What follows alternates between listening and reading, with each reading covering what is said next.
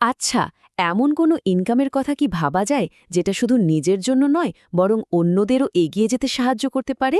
আজকে আমরা DXN marketing প্ল্যানটাকে ঠিক এভাবেই একদম সহজ করে বুঝব, বলতে পারেন শুরু থেকে শেষ পর্যন্ত।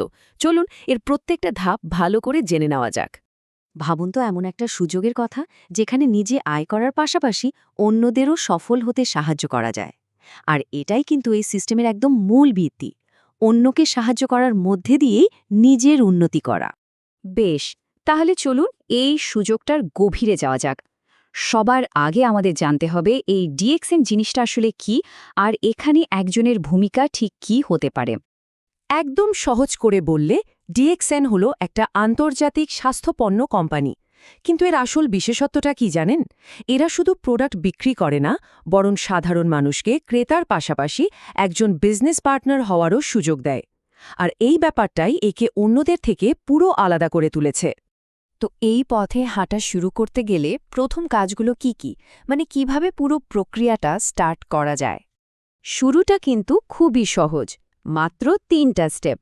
প্রথম কাজ হলো একটা অফিসিয়াল আইডি তৈরি করা, যেটা দিয়ে আপনি এই সিস্টেমের একজন হয়ে যাবেন।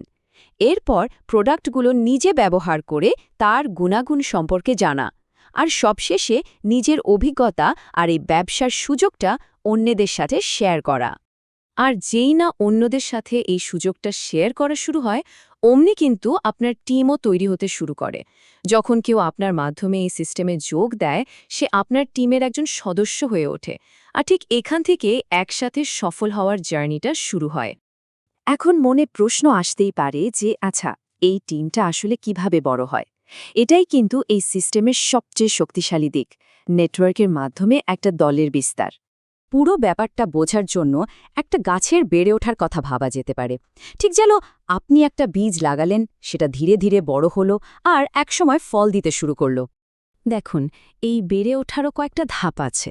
প্রথমে একজন ব্যক্তি একটা বীজ লাগানোর মতো করে শুরু করেন। তারপর নতুন সদস্যরা যোগ দিলে সেটা একটা চারা গাছের মতো বাড়তে থাকে, আর একসময় এটা একটা ফল দেয়া গাছের মতো একটা সম্পূর্ণ নেটওয়ার্কে পরিণত হয়। এর মানেটা কি দাঁড়ালো? এর মানে হলো এটা শুধু আলাদা আলাদা কিছু মানুষের একটা গ্রুপ না, বরং পরস্পরের সাথে যুক্ত একটা শক্তিশালী সিস্টেম। এখানে কিন্তু একজনের সাফল্য অন্যদেরও এগিয়ে যেতে সাহায্য করে। তো সবচেয়ে জরুরি প্রশ্নটা হলো, এই যে টিম তৈরি হলো, এই টিম থেকে ইনকামটা আসে কিভাবে? চলুন এবার সেটাই একটু ভেঙে দেখা যাক। এখানে ইনকাম আসে মূলত 3টা প্রধান সোর্স থেকে। 1 নম্বর হলো ব্যক্তিগতভাবে পণ্য বিক্রি করে লাভ, 2 নম্বর হলো পুরো টিমের সম্মিলিত কাজের উপর বোনাস, আর 3 নম্বর হলো পারফরমেন্সের উপর ভিত্তি করে কিছু অতিরিক্ত পুরস্কার। এই চার্টটা দেখলে একটা খুব গুরুত্বপূর্ণ বিষয় পরিষ্কার হয়ে যাবে। ব্যক্তিগত বিক্রি থেকে তো একটা আয় আসছেই, কিন্তু আসল বড় আয়ের সম্ভাবনাটা কিন্তু লুকিয়ে আছে টিম বোনাসে। কারণ এখানে শুধু নিজের পরিশ্রমের ফল নয়, বরং পুরো টিমের সম্মিলিত চেষ্টার একটা অংশও পাওয়া যায়। মানে এই মডেলটার ফোকাসটাই হলো একা একা কাজ করার বদলে একসাথে মিলে উপার্জন করা। অর্থাৎ আয়টা শুধু একজনের পরিশ্রমে তৈরি হয় না, বরং পুরো দলের প্রচেষ্টায় তৈরি হয়। আচ্ছা, তাহলে সবশেষে দেখে নেওয়া যাক এই কাঠামোতে লম্বা সময়ের জন্য সফল হতে গেলে মূল মন্ত্রটা কি, মানে কোন অভ্যাসগুলো তৈরি করতে হবে। সাফল্য এখানে আসলে 3টা ধারাবাহিক অভ্যাসের উপর দাঁড়িয়ে আছে।